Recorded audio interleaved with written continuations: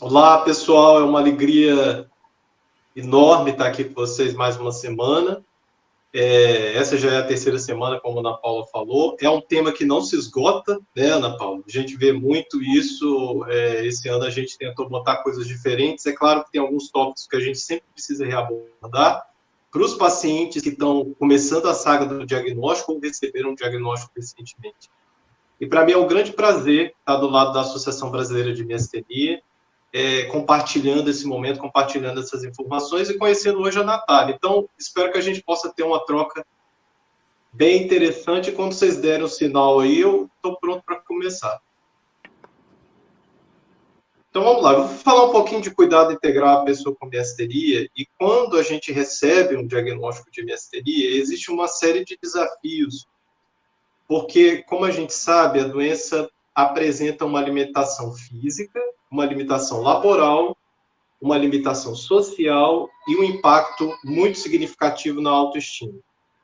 Então, quando a gente traz o diagnóstico nunca vem sozinho, né? Ele tem uma série de repercussões em várias esferas da vida, e isso, com certeza, impacta muito a qualidade de vida dos indivíduos. Existe uma tendência do paciente ter uma limitação de não conseguir fazer coisas que ele fazia, principalmente na fase inicial, sem o adequado tratamento. A capacidade produtiva desse paciente com certeza se reduz, seja ele um trabalhador de uma área que exija mais do corpo físico ou até mesmo do corpo mental. A capacidade social dele de frequentar ambientes, de ter paciência, às vezes, de explicar para todo mundo o que é a doença, o que aconteceu. E, com certeza, principalmente nas mulheres, os sintomas físicos podem produzir uma redução da percepção visual, corporal e uma queda da autoestima. Então, quando a gente fala da miasteria, é muito importante que a gente reconheça esses desafios e tente trabalhar junto para a redução e minorização desse impacto na saúde como um todo. E para mim é muito importante que várias vezes eu fui olhar as outras semanas da miasteria e às vezes a gente fala muito isso en passant, mas eu quis trazer agora um ponto de vista microscópico para a gente tentar entender o que é a miasteria. Então, assim, a gente vai olhar lá dentro, na ultraestrutura, lá na nossa célula, o que acontece quando a gente tem a miasteria. Então, eu desenhei aqui para vocês um nervinho, o nervo se comunica com o músculo, e todo nervo libera um estímulo elétrico, que a gente chama de potencial de ação, e esse estímulo elétrico vai trafegar sobre o nervo, e na porção final dele vai liberar uma série de pequenas moléculas que vai ser captada pelo músculo. Especificamente, essa região onde o nervo e o músculo se comunicam é chamada de junção neuromuscular. É o ponto que o nervo se liga com o músculo. E se a gente for olhar com muito carinho essa junção neuromuscular, lá na musculatura existe um receptorzinho. Então, eu mostrei que o nervo estava liberando uma substância sobre o músculo, e essa substância aqui é chamada acetilcolina. Essa acetilcolina se liga, tem um encaixe perfeito para se ligar com o receptor no músculo, e isso, no final, vai desencadear uma contração muscular. Então, a contração muscular é dependente do encontro, da ligação da acetilcolina com o seu receptor. E isso produz a força e a contração muscular. Agora, o que acontece na miasteria grave?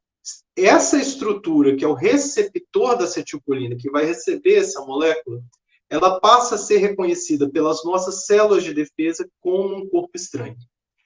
E essas células de defesa vão orientar outras células de defesa, que são chamadas linfócitos, a produzirem uma substância que vai atacar os receptores que estão sendo considerados como corpo estranho.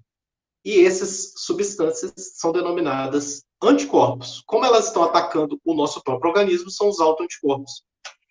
E esses autoanticorpos, então, vão literalmente destruir o receptor, ou eles podem bloquear o encontro ou modular a região onde o receptor se ligaria com a acetilcolina. Então, por que eu resolvi trazer esse ponto? Porque a fraqueza da miasteria graves, ela tem um motivo. Ela é caracterizada pela dificuldade da acetilcolina se ligar ao seu receptor. E isso impede a contração muscular. Ou seja, a fraqueza muscular na miastenia gravis não é psicológica. É muito importante que a gente traga esse substrato anatômico, esse substrato que a gente chama de fisiopatológico, para que a gente não tenha dúvida de que a doença não é emocional. É muito comum, principalmente nos pacientes que têm uma fadiga, que têm uma sensação de cansaço muito grande, que a doença, às vezes, por muitos anos, ela passa a ser considerada como uma doença de cunho emocional, que o paciente está inventando, que o paciente está fingindo, que o paciente não tem nada, quando, na verdade, existe, sim, uma alteração biológica caracterizada pela produção desses autoanticorpos que impedem a ligação da acetilcolina e o resultado é uma redução da força muscular. Então, isso para mim é muito importante, que a fraqueza muscular na miastenia não é psicológica, ela é um dado real. E ela pode atingir mais músculos que outros. E é muito importante que os pacientes reconheçam as musculaturas que são mais acometidas pela doença. Então, a musculatura dos olhos, que vai produzir, então, um sintoma de queda da pálpebra e visão dupla, caracterizada, a gente olha pelo paciente, ele tem um estrabismo, ele frequentemente está vesgo. Vai produzir uma fraqueza da musculatura da boca e da face, dificultando, por exemplo, um sorriso.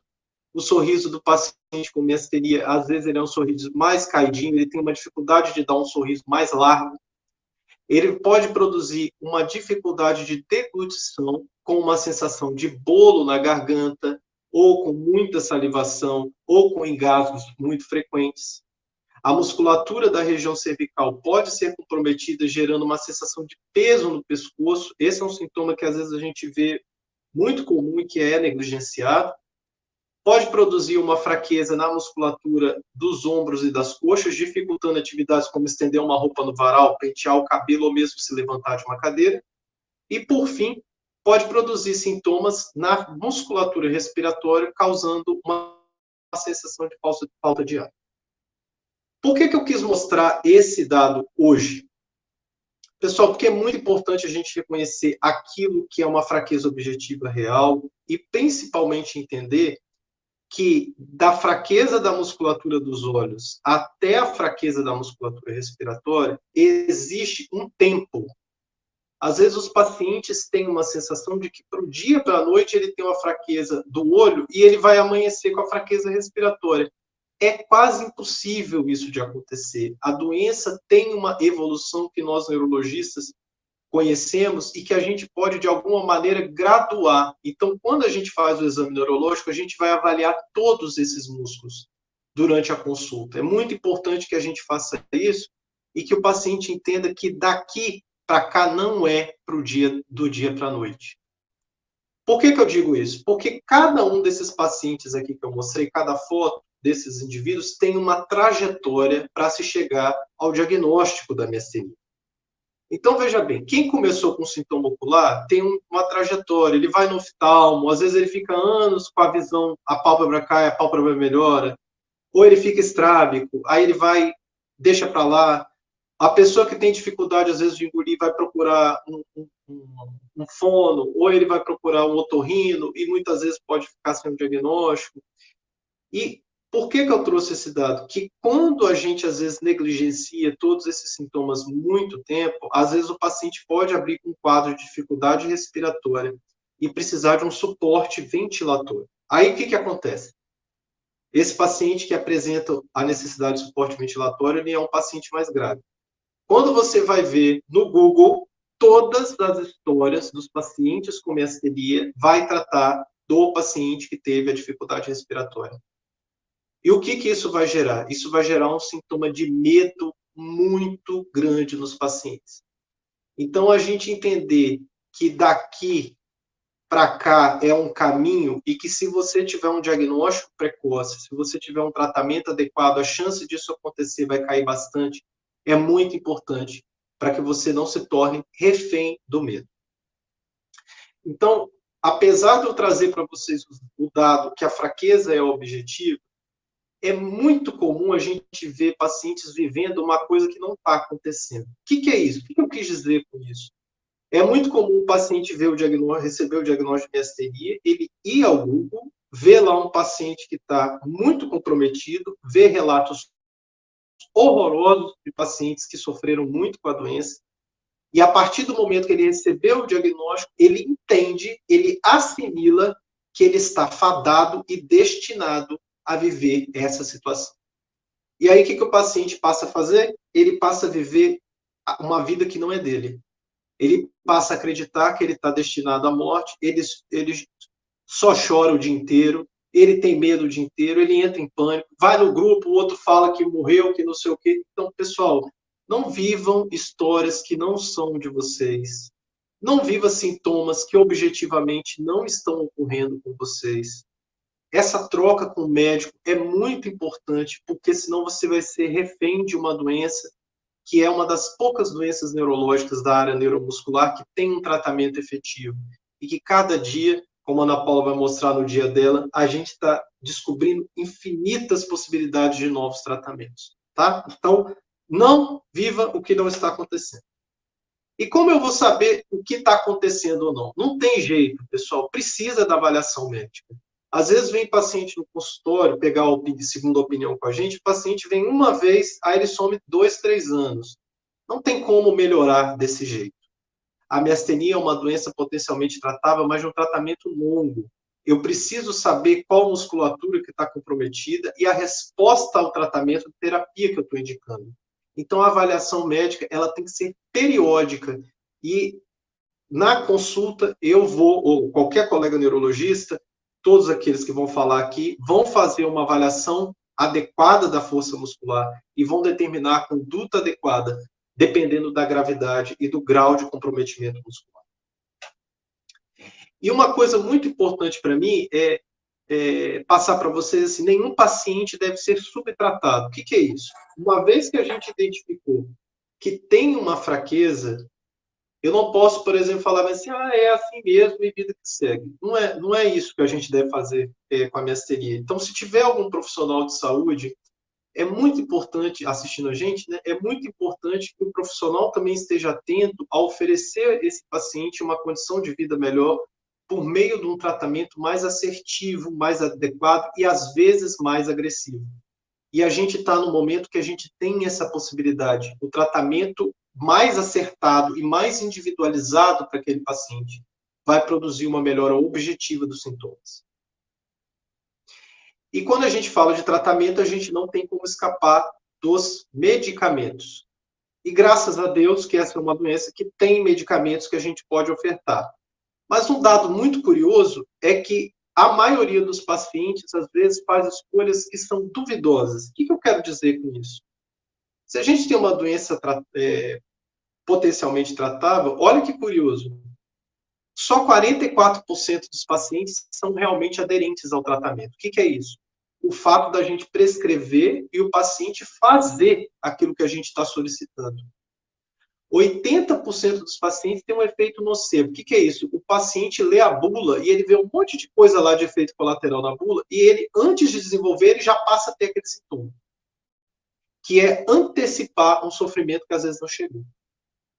90% dos indivíduos têm flutuações. Isso aqui é muito importante e, a meu ver, é uma das questões mais desafiadoras da miastenia.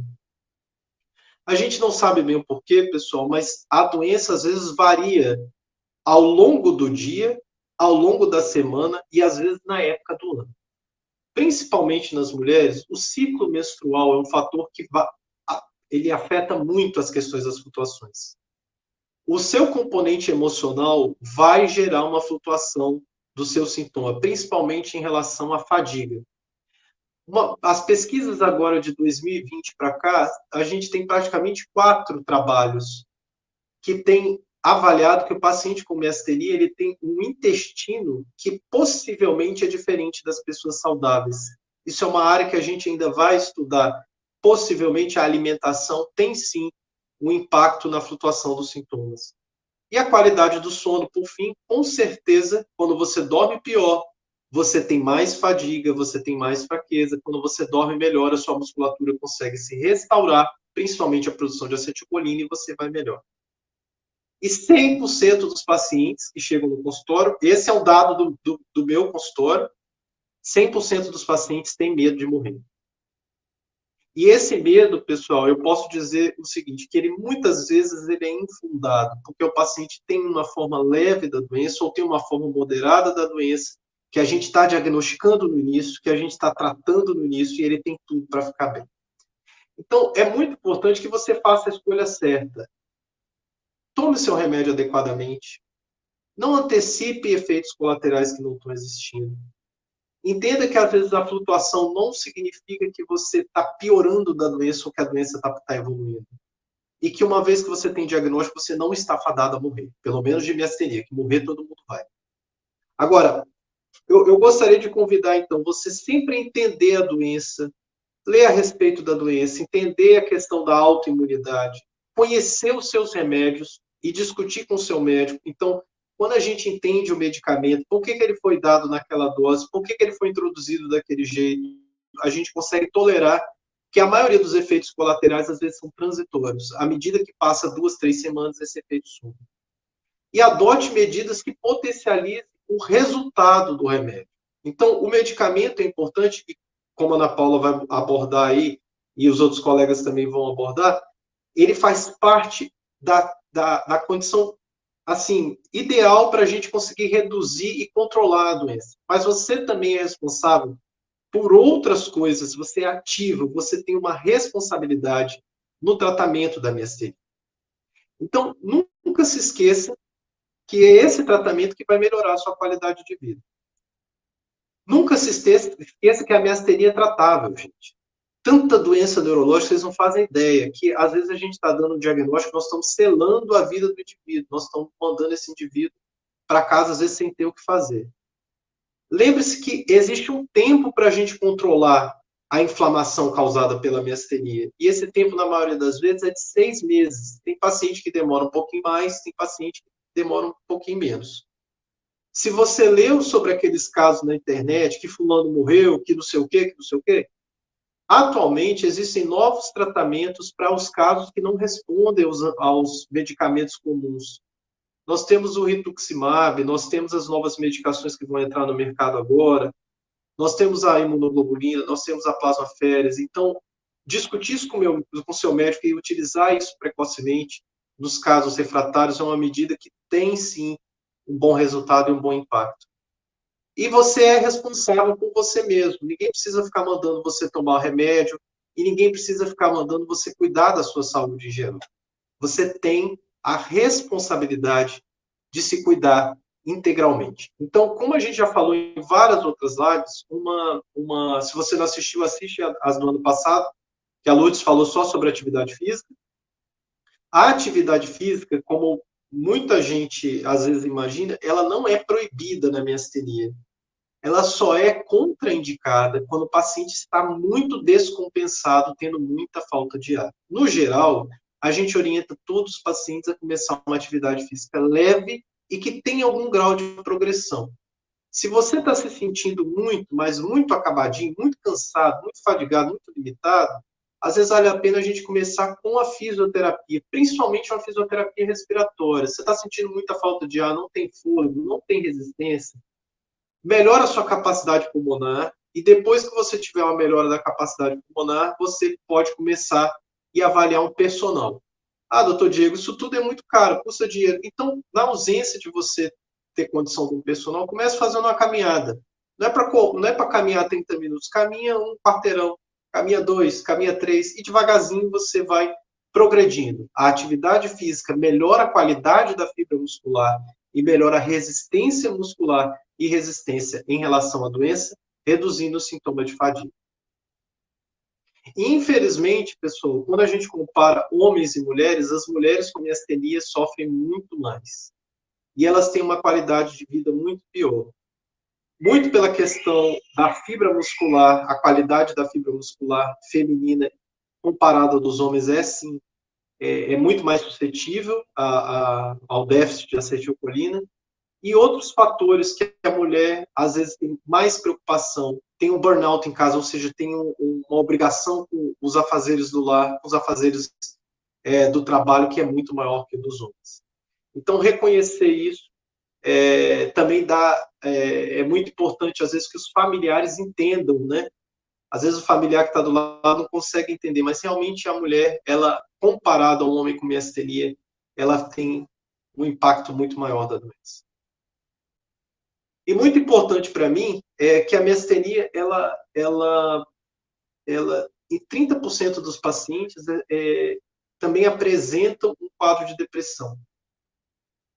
E é muito interessante que os pacientes que têm mais depressão, eles vão fadigar muito mais e eles vão ter uma limitação muito maior que a doença. Então, veja bem, o que eu mostrei lá naquele segundo slide?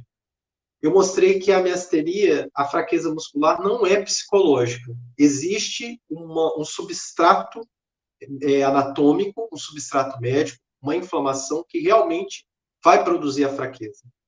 Mas a piora da fraqueza é muito associada com a piora da saúde mental. Ou seja, quanto pior você tiver da sua saúde mental, mais cansado você vai ficar. E esse é o motivo pelo qual a gente está discutindo isso aqui hoje. Eu só tratar um indivíduo, só tratar a perda de força muscular, às vezes não é suficiente. Eu preciso tratar a esfera da saúde mental para produzir um resultado social, um resultado de autoestima e um resultado físico também para o paciente com miastenia. E, além disso, o mau sono, pessoal. Quem dorme mal vai ter mais fadiga. E o sono também é um fator independente para o desenvolvimento de depressão. Então, as pessoas que dormem mal têm muito mais chance de ter depressão. As pessoas que dormem mal vão ter muito mais fadiga. Então, o sono, ele é um fator, assim, primordial. E um detalhe muito interessante que eu sempre chamo a atenção se você tem um familiar com miastenia, é muito importante que você observe o ronco. Durante o momento que o paciente está roncando, existe um fenômeno de diminuição da oxigenação cerebral, e essa diminuição da oxigenação cerebral, que a gente chama de apneia, ela gera uma piora da restauração e da saúde neuromuscular.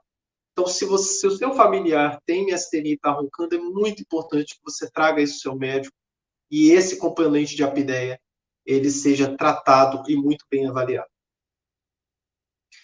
Então, pessoal, terminando aqui minha fala, a gente tem essas esferas emocional, a esfera física, a esfera social, que é muito importante a gente reconhecer e muito importante a gente abordar, sem nunca esquecer que a doença produz sim uma limitação física. Essa limitação física é potencialmente tratável com medicamentos. Vai ficar melhor se você fizer uma atividade física e cuidar também de outros aspectos da sua saúde física, como a alimentação. É muito importante que você cuide do seu bem-estar emocional por meio porque técnicas de relaxamento e respiração, elas reduzem sim a ansiedade, isso é provado, mas por meio de uma terapia, isso não faz mal a ninguém, isso, pelo contrário, vai ajudar você a ter um enfrentamento em relação à doença, eu acho isso fundamental. E uma outra coisa que a gente observa muito é que a faca de dois gumes do suporte social, que eu digo dos grupos de WhatsApp. Pessoal, se você fala um sintoma em casa que ninguém acredita, acho que é da sua cabeça, é horrível isso. Ninguém gosta de se sentir como se estivesse inventando alguma coisa, né? E quando a gente compartilha isso com outras pessoas que têm, a gente se sente compreendido. Então, esses grupos, eles são uma rede de apoio muito bacana. Mas só tome cuidado se nesses grupos estão falando muito sobre coisas, aspectos negativos que estão fazendo você antecipar ou aumentar um sintoma. Então, o apoio social é muito importante que vocês estejam fazendo coisas como a Brahmi faz. Vai lá e vai no concerto, e divulga música, e divulga informação de verdade, de qualidade. Tem uma pesquisa que está rolando em algum lugar, colocado. Então, isso é muito positivo. E a outra coisa que eu trouxe aqui, sobre a questão da saúde financeira, porque esses pacientes têm um impacto muito grande da questão laboral, então não se acanhe em pedir, às vezes, ao seu médico um atestado que possa te dar um apoio em relação ao INSS ou em relação a uma explicação no seu trabalho. Ficar atento, às vezes, a direitos que você pode usufruir, sociais, previdenciários, porque isso vai te trazer uma estrutura, às vezes, social melhor, para que você possa encarar a doença e ter mais qualidade de vida. Então, era essa a mensagem que eu queria passar para vocês. Agradeço o carinho. Agradeço bastante essa interação de todo mundo. A Semana da Miastenia, desde o início, sempre foi muito ativa, muito importante e trazendo sempre temas novos, atuais, e com todos esses especialistas que têm um carinho enorme para poder responder as perguntas de todo mundo, não é verdade? A gente só tem a agradecer.